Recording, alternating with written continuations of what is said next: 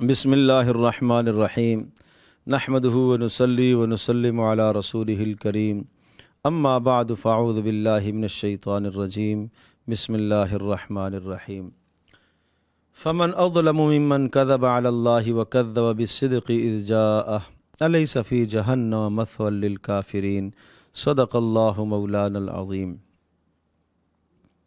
24ویں پارے کے شروع میں سورۃ الزمر کا کچھ حصہ ہے، اور سورۃ الزمر کا مضمون عرض کیا تھا کہ دین صرف اللہ کے لیے، بندگی اور عبادت صرف اللہ کے لیے، حاجت روا مشکل کشا صرف اللہ ہی ہے۔ کسی اور کے سامنے سجدہ کرنے، کسی اور کے سامنے اپنی مراد، کسی اور کے سامنے اپنا مقصد، کسی اور کے سامنے سجدہ کرنا اور ماتھا ٹیکنا، اس کی قطعاً اسلام اجازت نہیں دیتا۔ اب فرمایا فمن اظلم ممن کذب علی اللہ، اس سے بڑا کوئی ظالم ہو سکتا ہے جو اللہ پر جھوٹ باندھے۔ اللہ پر جھوٹ باندھنے کا مطلب جس چیز کا اللہ نے حکم نہیں دیا وہ اللہ کی طرف منسوب کرے۔ وَكَذَّبَ بِالصِّدْقِ، حق بات کو جھٹلائے۔ جو رسول اللہ صلی اللہ علیہ وسلم دین لے کر آئے ہیں اس دین کو زبان سے جھٹلائے، عمل سے جھٹلائے، یہ کتنا بڑا ظالم ہے۔ فمن اظلم ممن کذب علی اللہ، آج ہم سمجھتے ہیں شاید ظالم وہی ہے جو کسی کی جان لے لیتا ہے، جو کسی کے مال پر حملہ کرتا ہے، جو کسی کی عزت پر حملہ کرتا ہے۔ کوئی شک نہیں وہ بھی بڑا ظالم ہے، لیکن یہ بہت بڑا ظالم ہے جو اللہ کی بات کو ٹھکراتا ہے اور اللہ تبارک و تعالیٰ کی بات کا انکار کرتا ہے۔ الیس فی جہنم مثوی للکافرین، کیا جہنم کافروں کے لیے یہ ٹھکانہ کافی نہیں ہے؟ اللہ پاک ہم سب کی حفاظت فرمائے۔ اور اس کے بعد اللہ پاک نے توحید کے بڑے دلائل ذکر فرمائے ہیں۔ وَلَئِن سَأَلْتَهُم مَّنْ خَلَقَ السَّمَاوَاتِ، اگر ان سے پوچھئے کہ آسمان و زمینوں کو کس نے پیدا کیا تو یہ کہیں گے اللہ نے بنایا ہے۔ تو کہا جائے قُلْ أَفَرَأَيْتُم مَّا تَدْعُونَ مِن دُونِ اللَّهِ ان ارادنی اللہ بضر، آپ یہ بتاؤ کہ اللہ کے سوا جن کو تم مانتے ہو، حاجت روا، مشکل کشا، بیٹے دینے کا اختیار، بیٹیوں کا اختیار، مشکل میں مدد کرنے کا اختیار، جن کو تم نے سونپا ہوا ہے، بتاؤ اگر اللہ تبارک تعالی کسی ضرر اور نقصان کا ارادہ کر دے تو کیا یہ دور کر سکتے ہیں؟ او ارادنی اللہ برحمت، یا اللہ کسی شخص پر رحمت کو نازل کرنے کا ارادہ کرے تو کیا یہ اس رحمت کو روک سکتے ہیں؟ جب نہ یہ رحمت روک سکتے ہیں، نہ یہ پریشانی دور کر سکتے ہیں، تو پھر آپ اعلان فرما دیجئے حسبی اللہ، میرے لیے تو میرا اللہ کافی ہے۔ علیہ یتوکل المتوکلون، ایمان والے تو اس پر بھروسہ کرتے ہیں۔ اور پھر آپ صاف صاف اعلان کیجئے یا قوم اعملوا علی مکانکم اعملوا علی مکانتکم انی عامل، میں تو عمل کروں گا اسی دین پر جس کا مجھے حکم دیا گیا ہے، اور تمہیں جو چاہو کرو، جس راستے پر چاہو تم چلو۔ من یاتیہ عذاب یخزیہ ویحل علیہ عذاب مقیم، ان قریب تم جانو گے اور تمہیں پتہ چلے گا کہ ذلت آمیز عذاب کس کے لیے اترتا ہے اور کون دائمی عذاب کے اندر مبتلا ہوتا ہے۔ اللہ پاک ایمان والوں کو نجات دیتا ہے۔ اور پھر ایک انسان پر ایک گلہ اور شکوہ ذکر کیا کہ جب اس کو نعمت ملتی ہے، وَإِذَا مَسَّ الْإِنسَانَ ضُرٌّ، جب تکلیف آتی ہے تو ہمیں پکارتا ہے اور تکلیف ہم دور کر دیتے ہیں تو ایسا ہو جاتا ہے جیسا کہ کبھی تکلیف آئی ہی نہیں تھی، پھر سے ظالم ناشکرا بن جاتا ہے۔ قال انما اوتیت علی علم، پوچھا جائے ہاں بڑے مصیبت میں مبتلا تھے، کیا ہوا؟ ہاں جی بس میں نے بڑی محنت کی، میں نے یہ کیا، میں نے وہ کیا، سب اپنے اسباب گنواتا ہے۔ مصیبت اس لیے دور ہوئی، میرا فلاں سے رابطہ تھا، فلاں سے میرا تعلق تھا، فلاں میں نے اتنا پیسہ لگایا، اس لیے یہ پریشانی ہٹ گئی۔ کبھی ظالم ایک مرتبہ بھی یہ نہیں کہتا یہ اللہ کا فضل ہوا، یہ اللہ کا کرم ہوا، بل ہی فتنۃ، یہ آزمائش ہے، آزمائش ہے، ولیکن اکثرہم لا یعلمون، اکثر لوگ اس کو نہیں جانتے۔ پھر سمجھایا یا عبادی الذین اسرفوا، اے نبی آپ اعلان فرما دیجئے میرے ان بندوں سے، آپ کہہ دیجئے جنہوں نے نافرمانیاں کر کے، گناہ کر کے اپنی جانوں پر ظلم کر لیا ہے، لا تقنطوا من رحمت اللہ، اللہ کی رحمت سے مایوس نہ ہوا کرو۔ مرنے سے پہلے کسی بھی وقت تم اللہ کی طرف رجوع کر لو، اللہ پاک تمہارے سارے گناہوں کو معاف کر دے گا۔ یہ شیطان تمہارے دل میں مایوسی ڈالتا ہے، دیکھو دو چیزیں ایسی ہیں جو انسان کو کفر تک لے جاتی ہیں، ایک مایوسی اور دوسرا اللہ کے عذاب سے بے خوف ہونا۔ یہ دونوں کی دونوں چیزیں تمہیں کفر تک لے جاتی ہیں۔ تو نہ تو اللہ کے عذاب سے بے خوف ہوا کریں اور نہ اللہ کی ذات سے مایوس ہوا کریں۔ گناہوں سے بچتے رہو، اللہ کے عذاب سے ڈرتے رہا کرو، لیکن اگر گناہ ہو جائے، بڑے سے بڑا بھی گناہ ہو جائے، تو یقین رکھو کہ اللہ تبارک و تعالیٰ کی رحمت، اللہ پاک کی مغفرت میرے اور آپ کے گناہ سے زیادہ بڑی ہے۔ ہمارے گناہ کیا ہیں؟ زمین آسمان کے بیچ کے سارے خلاؤں کو ہم گناہوں سے بھر دیں اور اللہ کے سامنے ہم آ کر رجوع کر لیں، توبہ کر لیں، معافی مانگ لیں، تو اللہ پاک کی بڑی رحمت ہے، اللہ کی رحمت بڑی کشادہ ہے۔ تو اس لیے مایوس نہ ہوا جائے، اور یہ رمضان کی مقدس راتوں میں اور سحری اور افطار میں خاص اوقات ہیں قبولیت کے، ان اوقات میں خوب اللہ سے مانگا جائے، اور رمضان المبارک کا آخری عشرہ، اس عشرے میں خوب اللہ سے مانگا جائے، اپنے گناہوں کی بخشش اور مغفرت مانگی جائے۔ مایوس کسی بھی صورت میں نہیں ہونا چاہیے۔ انہ هو الغفور الرحیم، وہ بخشنے والا مہربان ہے۔ وانیبوا الی ربکم، لیکن اس کی طرف رجوع کرو، اور واسلموا لہ، اور اس کے احکام کو مانو، جھک جاؤ اس کے سامنے۔ کیوں غرور میں مبتلا ہو، کیوں تکبر میں مبتلا ہو؟ اللہ کے سامنے اکڑنا، تکبر کرنا، بغاوت کرنا، سرکشی کرنا اللہ کے احکام کے سامنے، یہ تمہیں زیب نہیں دیتا۔ دو چیزیں ہیں، ایک ہے گناہ کا ہو جانا اور دوسرا ہے سرکشی کا ہونا۔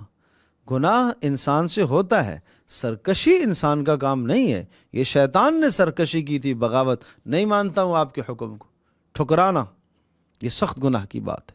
ایک آدمی اللہ کی نافرمانی کر بیٹھا، دل و جان سے کہے یا اللہ مجھے نہیں کرنی چاہیے تھی، مجھ سے ہو گئی، تو مجھے معاف فرما دے، تو اللہ پاک درگزر کر دے گا۔ لیکن ایک آدمی گناہ کر کے ڈھٹائی کرے، میں نے ٹھیک کیا، اور اپنے گناہ پر جواز کے دلائل پیش کرے، میں نے صحیح کیا، یہ کتنا بڑا ظلم ہے۔ ایک گھر کے اندر اگر ایک باپ کسی بات کا حکم دیتا ہے اور بیٹا کہتا ہے نہیں مانتا ہوں آپ کی بات کو، یہ تو بغاوت ہے۔ ایک بیٹے سے غلطی ہو گئی ہے، وہ دونوں حکم دونوں بیٹوں نے چھوڑ دیے، ایک نے غلطی سے چھوڑ دیا، نہیں مان پایا، باپ کے پاس آتا ہے، معذرت کر لیتا ہے، مجھ سے غلطی ہو گئی، مجھے باپ کی بات سننی چاہیے تھی، لیکن دوسرا کہتا ہے مجھے آپ کی بات سننی نہیں ہے، مجھے آپ کی بات ماننی نہیں ہے، یہ تو ڈھٹائی ہے۔ تو ایسے سرکش کا انجام بہت بدترین انجام ہے۔ وَأَمَّا مَنْ طَغَىٰ وَآثَرَ الْحَيَاةَ الدُّنْيَا، جس نے یہ سرکشی کی اور جس نے دنیا کی زندگی کو ترجیح دی، فَإِنَّ الْجَحِيمَ هِيَ الْمَأْوَىٰ، اس کا ٹھکانہ تو صاف جہنم ہے۔ ہاں، جو اللہ کی طرف رجوع کرتا ہے اور اپنی غلطی کا اعتراف کرتا ہے، اللہ درگزر کرنے والا ہے۔ سورۃ المؤمن، حامیم، تنزیل الکتاب من اللہ العزیز العلیم۔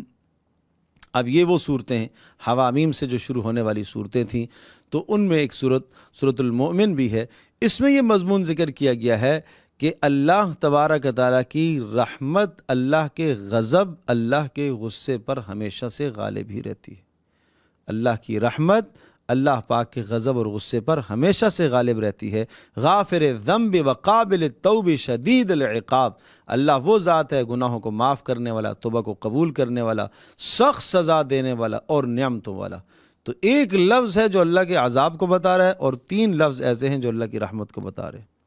اور پھر ساتھ ساتھ سمجھایا کہ حق اور باطل کا معرکہ رہے گا، تمہیں حق کو لے کر خوب ڈٹنا چاہیے، اور سامنے سب سے طاقتور قوم بھی تمہارے سامنے آ جائے، سپر طاقتوں کے سامنے تمہیں ڈٹنا ہوگا، تمہیں استقامت اختیار کرنی ہوگی۔ اس استقامت کو سمجھانے کے لیے حضرت موسیٰ علیہ السلام کے زمانے کے ایک شخص کا قصہ سنایا۔ وقال رجل مؤمن من آل فرعون، تھا تو آل فرعون کا، لیکن موسیٰ علیہ السلام پر ایمان لایا، اور ایمان کو اس نے شروع میں چھپایا اور اپنی قوم کو سمجھاتا رہا، پھر دوبارہ اس نے ایمان کا اظہار کیا، پھر تیسری تقریر میں اس نے برملا اپنے ایمان کا اظہار کیا۔ بڑی تفصیل سے اللہ پاک نے اس کی تقریر کے 3 اجزاء کو، 3 حصوں کو ذکر کیا۔ ایک میں اس نے ایمان کو چھپایا، دوسرے میں کچھ اظہار کیا، کچھ چھپایا، اور تیسرے میں برملا اس نے اعلان کیا، اور اللہ پاک نے اس کو فرعونیوں کے شر اور فتنوں سے اللہ پاک نے اسے محفوظ رکھا، اور فرعونیوں پر پھر اللہ کا عذاب آیا۔ یعرضون علیہا غدوا وعشیا، اور پھر سمجھایا انا لننصر رسلنا والذین آمنوا فی الحیاۃ الدنیا، ہم رسولوں کی اور ایمان والوں کی اس دنیا میں مدد کرتے رہیں گے۔ یہ ہمارا طریقہ ہے کہ ہم نے مدد کرنی ہے، اہل ایمان کی، رسولوں کی ہم مدد کرتے ہیں۔ اور وما دعاء الکافرین الا فی ضلال، اور کافروں کی محنتیں بیکار ہیں اس جہان میں۔ وَيَوْمَ يَقُومُ الْأَشْهَادُ يَوْمَ لَا يَنْفَعُ الظَّالِمِينَ مَعْذِرَتُهُمْ، وہ دن آنے والا ہے جس دن ظالموں کی کوئی معذرت نہیں سنی جائے گی، کوئی معذرت ان کی قبول نہیں ہوگی، کوئی معذرت ان کی نہیں سنی جائے گی، اور ان پر لعنت ہوگی، اللہ کی طرف سے غضب برسے گا۔ اور اے ایمان والو، وقال ربکم ادعونی، تمہیں تمہارا پروردگار کہتا ہے تم مجھے پکارا کرو، میں تمہاری پکار کو سنوں گا، میں تمہاری دعا کو قبول کروں گا، اور جو لوگ میری دعا سے، میری پکار سے، مجھ سے مانگنے سے اعراض کرتے ہیں، اللہ ان کو ذلیل اور رسوا کر کے جہنم میں ڈالے گا۔ اس کے بعد قدرت کے دلائل ہے، اور پھر سورہ حامیم سجدہ ہے۔ یہ حامیم سجدہ، یہ بھی وہ صورت ہے کہ جو لفظ حامیم سے شروع ہو رہی ہے، اس میں کتاب کی اہمیت اور دلائل، حوامیم السبعہ کی ان صورتوں میں سے ہے کہ جس میں توحید کو بڑے واشگاف الفاظ میں بیان کیا گیا، کتاب کو، رسالت کو، اور یہ شروع کی وہ آیات ہیں جو یوں سمجھ لیے کہ کفر پر چوٹ مارنے والی آیات ہیں اور ہلا دینے والی آیات ہیں شروع کی۔ اور پھر اس کے بعد جو ہے وہ قیامت کا وہ منظر ذکر کیا گیا ہے کہ جس دن انسان کے اعضاء اس کے خلاف گواہ ہوں گے۔ وہ وقت یاد کرو جس دن انسان کے اعضاء اس کے خلاف گواہ ہوں گے، اور یہ کہے گا کہ اے اعضاء، اپنے اعضاء کو خود خطاب کر کے کہے گا کہ تم نے میرے خلاف کیوں گواہی دی ہے؟ وہ یہ جواب میں کہیں گے ہمیں اس اللہ نے بلوایا ہے، بولنے کی طاقت دی ہے، جس نے ہر شے کو قوت گویائی عطا فرمائی ہے۔ وَقَيَّضْنَا لَهُمْ قُرَنَاءَ، اور ایک مضمون سمجھایا، جب اس جہان میں کوئی انسان اللہ کے حکم سے اعراض کرتا ہے، قرآن سے اعراض کرتا ہے، اللہ شیطانوں کو اس کے پیچھے مسلط کر دیتا ہے، اور پھر شیطان کیا کرتا ہے؟ اس کا ہر جرم، ہر گناہ، ہر برائی اچھا کر کے دکھاتا ہے، ہر گناہ اچھا کر کے اس کے سامنے دکھاتا ہے۔ آدمی سمجھ رہا ہوتا ہے کہ میں ٹھیک کر رہا ہوں، حالانکہ وہ ضلالت اور گمراہی پر ہے۔ وَمَنْ أَحْسَنُ قَوْلًا مِّمَّنْ دَعَا إِلَى اللَّهِ، اس سے زیادہ کس کی اچھی بات ہو سکتی ہے جو اللہ کی طرف لوگوں کو بلائے؟ اللہ کی طرف لوگوں کو بلانے والا سب سے بلند ترین بات اس شخص کی ہے جو لوگوں کو اللہ کی طرف بلائے، اور اپنے ایمان و اسلام پر فخر بھی کرتا ہو، اور اس کو شرمندگی نہ ہو کہ میں مسلمان کیوں ہوں، اس کو فخر ہونا چاہیے۔ اور پھر فرمایا وَلَا تَسْتَوِي الْحَسَنَةُ وَلَا السَّيِّئَةُ، اچھائی برائی دونوں برابر نہیں ہوتی، ہمیشہ برائی کو اچھائی کے راستے سے، اندھیرے کو روشنی کے ذریعے سے دور کیا جاتا ہے، گندگی اور نجاست کو صاف ستھرے پانی سے ہٹایا جاتا ہے۔ تو اس طرح سے سمجھایا، اصول بتایا کہ جب تمہارے ساتھ کوئی برائی کرے تو اس برائی کا بدلہ اس کو اچھائی کے ساتھ دیا کرو۔ جب تم ایسا کرو گے فَإِذَا الَّذِي بَيْنَكَ وَبَيْنَهُ عَدَاوَةٌ كَأَنَّهُ وَلِيٌّ حَمِيمٌ، جس کے دل میں آپ کا بغض ہے، آپ کی نفرت ہے، اللہ اس کے دل میں تمہاری محبت ڈالے گا۔ اس نسخے کو آزما کر تو دیکھیں، اپنے گرد و نواح میں، اعزا، اقربا، رشتہ داروں میں، دوست و احباب میں، جو آپ سے نفرت کر رہا ہے، آپ کے ساتھ برائی کر رہا ہے، آپ اچھائی کرنا شروع کر دیں۔ آپ یہ کہیں کہ بس یہ میرے اللہ کا حکم ہے، میں اللہ کے حکم کی پیروی کرتے ہوئے اس کے ساتھ اچھائی کروں گا۔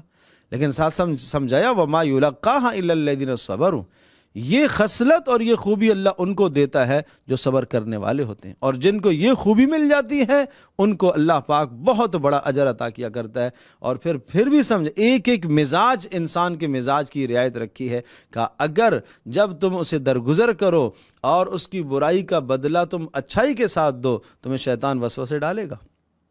شیطان کہے گا کیا ہوا تم بزدل ہو گئے ہو، تم ایسے ہو گئے ہو، کیوں تم معاف کر رہے ہو؟ اس نے اتنی غلطیاں کی، پھر بھی تو اس کے ساتھ اچھائی کر رہا ہے، پھر بھی تو وہیں جا رہا ہے۔ یہ شیطان وسوسے ڈالے گا۔ آپ اس موقع پر کیا کہو؟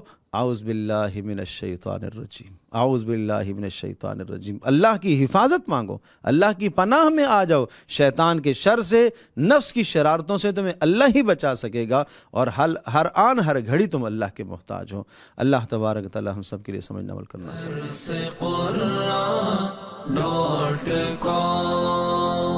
www.darsequran.com